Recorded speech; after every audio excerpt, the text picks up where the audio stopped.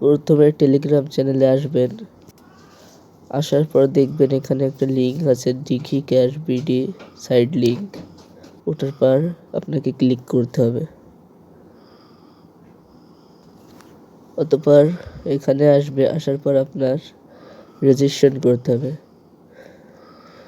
যদি নতুন হন তাহলে রেজিস্ট্রেশন করতে হবে, পুরাতন হলে লগ ইন করতে হবে।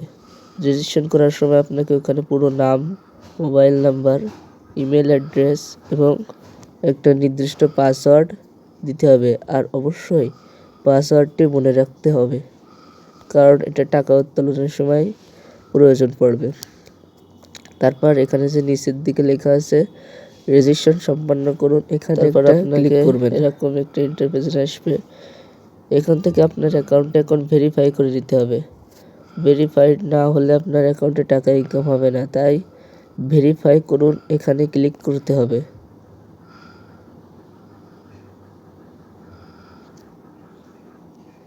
অতঃপর এখানে আপনি বিকাশ, নগদ, রকেট, উপায় আর ভেরিফাই করতে 30 টাকা লাগবে। আপনি বিকাশ, নগদ, রকেটের মাধ্যমে এখানে ভেরিফাই করতে পারবেন।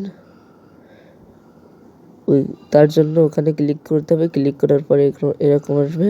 এখানে আপনি বিকাশের মাধ্যমে ভেরিফাই করতে চাইলে বিকাশে ক্লিক করবেন, নগদে যেটা ইচ্ছা সেটার পর ক্লিক করবেন, যেটা আপনি যেটা দিয়ে ভেরিফাই করতে চান।